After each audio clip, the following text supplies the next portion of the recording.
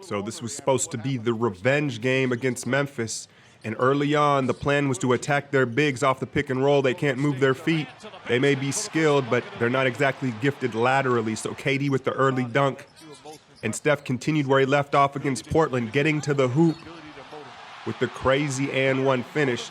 Steph and KD really dominated the start of this game. Like I said, slashing to the hoop. Memphis closes out on threes. They're ultra aggressive. So the game plan was to use their aggression against them and get to the rim, and it worked early and often for the Warriors.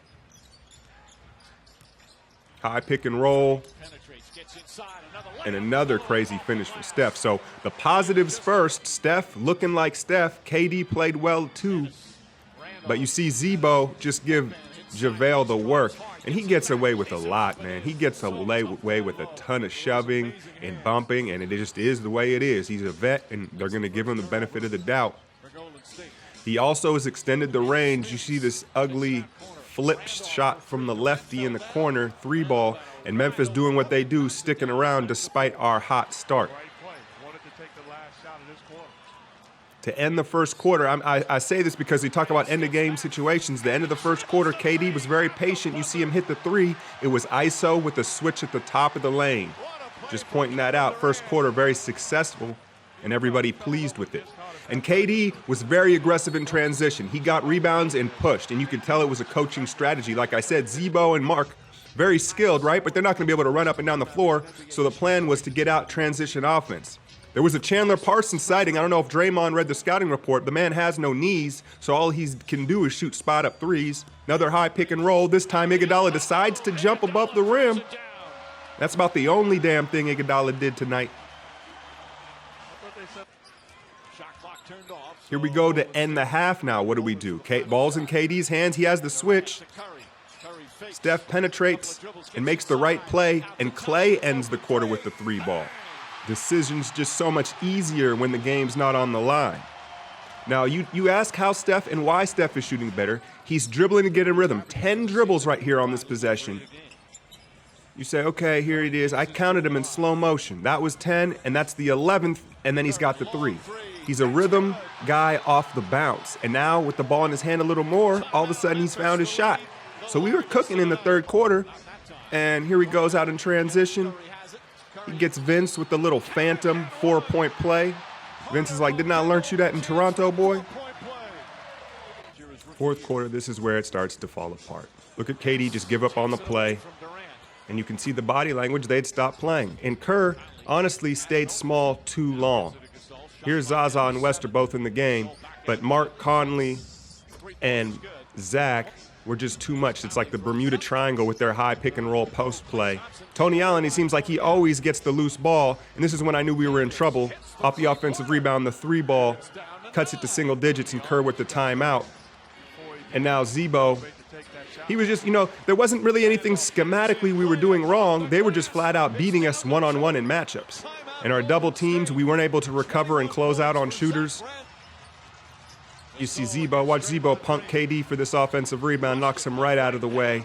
And like I said, I don't think we can play small against them. And I think Kerr's overthinking it. Look at the spacing here, simple switch, Curry gets to the hoop, and this is what you want.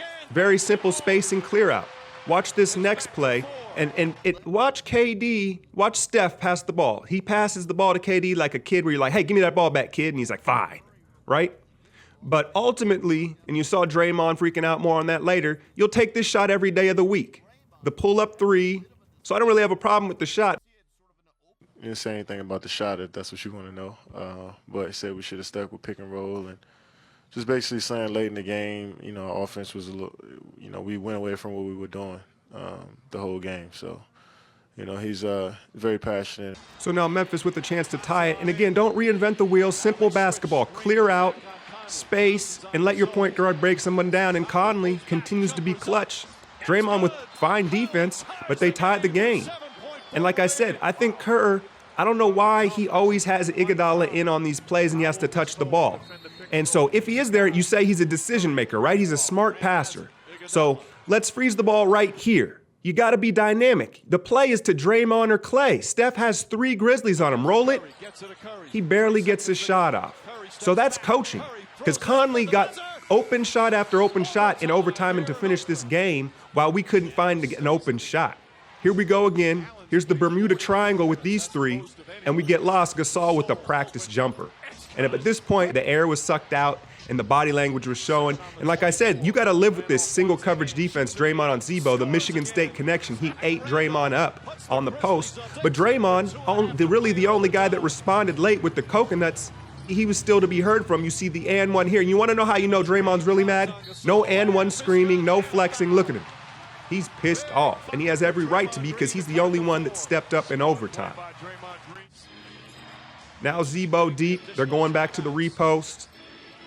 Dre with the steal. And KD, do you want the ball? Do you want the ball? No. And to be fair, that's not a great pass, but it was very clear to see KD kind of shrivel in the moment. I'm not going to lie. He didn't seem like he wanted the ball. And another three ball. And now at this point, the choke is on. Where's Reggie Miller with the hands on the neck?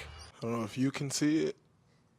You know, everyone only notices it in losses. I actually pay attention to things when you win also because I can really care less. I'm actually happy we lost today because there are some things that we need to correct in order to win a championship, and that's our goal. So, you know, trying to win every regular season game it really don't matter. I want to see us get better each and every time we step on the floor, and I don't feel like that's been happening for the things that we need to get better at. So I'm kind of thrilled that we lost because you usually make corrections when you lose. You know, most people don't look at wins and say, oh, we need to correct this. So, you know, I think this is good for us.